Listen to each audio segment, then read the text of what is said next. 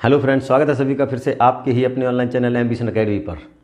आज की इस वीडियो में आगे डिस्कस करेंगे जो नेक्स्ट टाइप हमारा टाइम एंड डिस्टेंस चल रहा है, जिसमें ट्रेन से रिलेटेड जो क्वेश्चन है उन पे नेक्स्ट देखिए क्या कह रहा है। क्वेश्चन में ये कह रहा है एक ट्रेन 45 किलोमीटर पर आवर की स्पीड से चलते हुए एक प्लेटफॉर्म को 40 सेकेंड में और सेम डायरेक्शन में 5 किलोमीटर पर आवर की स्पीड से आ रहे व्यक्ति को 18 सेकंड में पार कर जाती है। तो ट्रेन और प्लेटफॉर्म की हमें लंबाई बतानी है। यहाँ ट्रेन और प्लेटफॉर्म जब एक दूसरे को पार, देखो प्लेटफॉर्म को जब ट्रेन पार करती है तो जो डिस्टेंस होगा वो इन दोनों को मिलाकर बनता है। वो हम मान लेते हैं T plus P, train plus platform, ये हो जाए डिस्टेंस। डिस्टेंस हमारा क्या रहता है? Speed into time. स्पीड थी हमारी 45 किलोमीटर पर आवर, जिसको मीटर पर सेकंड के लिए हमने 5/18 से मल्टीप्लाई किया और इसको पार करने में वो कितना टाइम लगाती है? 40 सेकंड। 9 से ये 2 पे जाएगा और ये 5 पे। 2 से ये कितने पे जाएगा? 20 पे।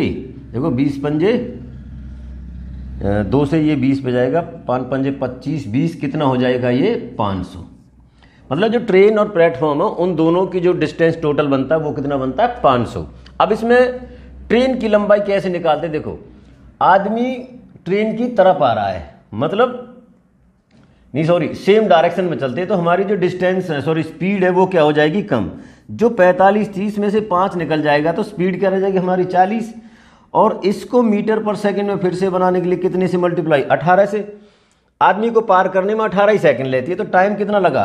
18 से 18 गया तो कितना गया? ये 200। मतलब जो ट्रेन आदमी को पार करती है, मतलब अपने आप को पार करती है, वो कितना है? 200। अब इन दोनों की जो लंबाई वो बनती है 500, जिसमें से ट्रेन तो हमारी 200 है तो डेफिनेटली प्लेटफॉर्म कितना हो जाएगा? 300। आए समझ? देखिए नेक्स्ट कह रहा है 300 मीटर और 500 मीटर लंबी दो रेलगाड़ी हैं जिनकी लंबाई एक की 300 है, दूसरी की कितनी है? 500। तो टोटल डिस्टेंस हमारा कितना हो जाएगा? 800 मीटर का। जो उनकी स्पीड भी बता रहा है 48 और 24 किलोमीटर पर आवर की स्पीड से एक दूसरे के विपरीत दिशा में, अपोजिट डायरेक्शन है, तो इनकी जो स्पीड है वो हो जाएगी ऐड, जो मिलकर बन जाएगा 72 किलोमीटर पर आवर है, उसको बना दिया मीटर पर सेकंड। ये कितने पे जाएगा? 4 पे, तो 20 मीटर पर सेकंड। उन दोनों की जो स्पीड ऐड होने के बाद क्या बनती है? 20 मीटर पर सेकंड चल रही है तो एक दूसरे को कितनी देर में पार कर जाएंगी। हमें टाइम निकालना है।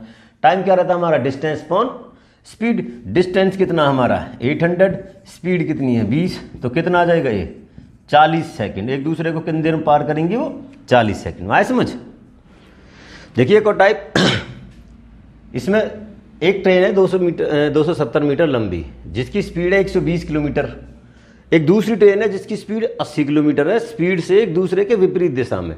देखो एक ट्रेन तो 270 मीटर लंबी है और दूसरी को हम ट्रेन मान लेते हैं T1। एक्चुअली होता क्या है, चाहे वो विपरीत में चले या सेम डायरेक्शन में, ऐसे केस में जो लेंथ होती है उन दोनों को तो हम ऐड ही करते हैं और बात होती है स्पीड की। अब ये दोनों सेम विपरीत दिशा में है तो यहाँ तो इनकी स्पीड भी ऐड हो जाएगी। ये 120 है तो दूसरी कितनी? 80। तो दोनों को मिलाकर क्या बनता है?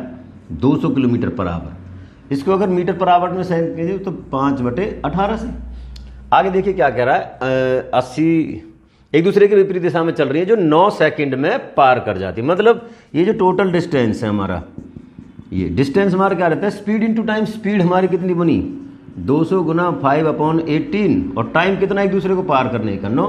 9 से ये 1 पे जाएगा, ये 2 पे, 2 से ये जाएगा 100 पे, तो कितना बना? 500।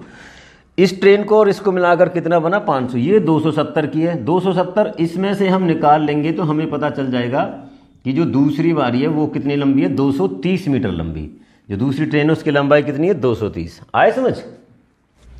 देखिए नेक्स्ट, समान लंबाई की दो ट्रेन एक विद्युत पोल को क्रम से 4 सेकंड और 5 सेकंड में पार कर जाती है। देखो यहाँ नेक्स्ट टाइप है, बिल्कुल ही उनसे हटके क्वेश्चन है। जो दो ट्रेन है दोनों की जो डिस्टेंस है वो सेम है।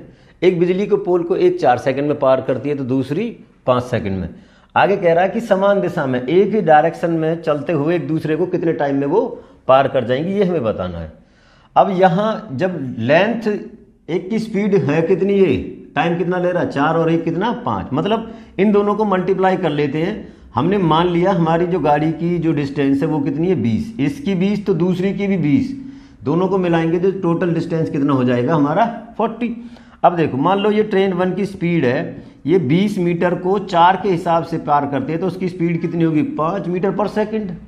दूसरी को भी मान लेते हैं, ये भी 20 है, ये 5 सेकंड में पार करते हैं, तो मतलब इसकी स्पीड कितनी है 5 मीटर पर सेकंड, इसकी 4, इसकी 5 है, इसकी 4, और समान दिशा में चल रहे हैं, तो इनकी जो स्पीड है वो क्या हो जाएगी माइनस, एक की 5 दूसरे की 4, तो क्या रह जाएगा 1।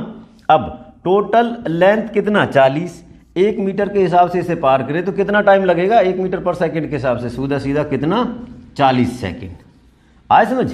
ऐसे ये होता है डिटेल। अगर इसको डायरेक्ट करें कुछ इस तरीका से, मान लो ये 4 है, ये 5 है, ये कितना मान लिया 20, इनका जो एलसीएम है ये क्या एक ट्रेन की, हमें दोनों में करेंगे तो 20 और भी ऐड कर लेंगे इसमें। इसकी स्पीड कितनी हो जाएगी 5, इसकी कितनी 4, डायरेक्शन कैसी हमारी सेम, तो ये दोनों माइनस हो जाएंगे, तो ये क्या आ जाएगा 40/1, 40 सेकंड इसका आंसर हो जाएगा। आए समझ? ऐसे कुछ और क्वेश्चन है जो हम नेक्स्ट वीडियो में डिस्कस करेंगे। आई होप कि आज की इस वीडियो के जो हमारी टाइप है ये क्वेश्चन है सभी को समझ आए होंगे। समझ में आए हैं तो वीडियो को लाइक करेंगे, शेयर करेंगे और कमेंट्स भी करेंगे। Thank you.